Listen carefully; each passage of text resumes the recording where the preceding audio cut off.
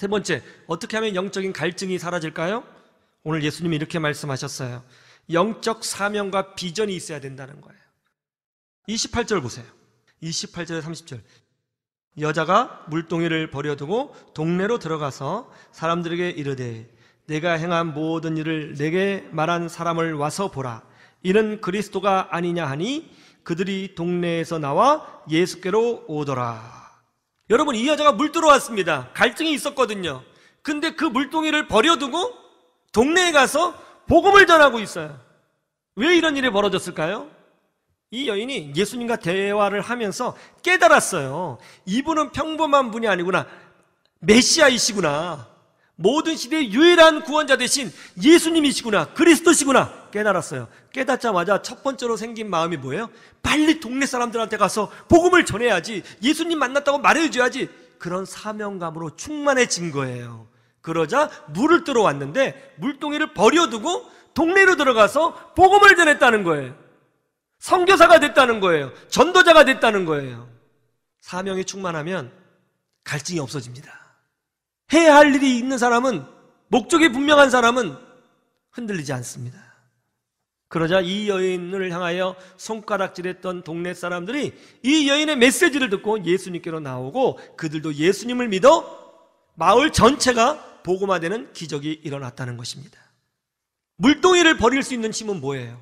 물 들어왔잖아요. 그럼 물을 떠야지. 근데 물동이를 버렸어요. 그 힘이 뭐예요? 왜 목마르지 않게 된 거예요? 복음을 전해야 된다는 사명이 있었다는 거예요. 삶이 흐려지는 거예요. 비전이 없으면, 사명이 없으면 무너지는 거예요. 내가 무엇을 위해서 살아야 되는가? 내가 무엇을 위해서 이 나머지 인생을 써야 되는가? 내 인생의 목적은 무엇인가? 나는 지금 왜 태어났고 여기서 무엇을 하고 있는가? 여기에 대한 답을 찾지 못하면 사람은 공허해지는 거예요. 그런데 사마리아 여인은 물을 뜨러 왔는데 물동이를 버려두고 동네에 들어가 복음을 전했다는 것입니다. 목마르지 않더라는 거예요. 할 일이 생겼거든요. 우리도 마찬가지죠. 내가 이 나머지 인생을 주의 영광을 위하여 어떻게 살아야 되는가? 어떻게 교회를 세워야 할까? 하나님이 나에게 주신 영적인 비전과 사명은 뭘까? 내 인생의 마무리는 어떻게 해야 되는 것인가? 어떻게 하면 우리 자녀들을 세울 수 있는 것인가? 어떻게 하면 다음 세대를 세울 수 있는 것인가?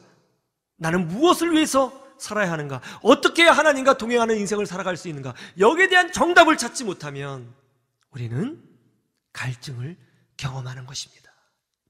하나님의 대사를 쓰신 김하중 장로님, 전 통일부 장관이셨고 주중 대사로 오랫동안 나라와 민족을 위해서 일하셨던 김하중 장로님, 이 장로님께서 최근에 간증하시는 모습을 제가 유튜브를 통해서 보게 되었는데요, 깜짝 놀랐습니다.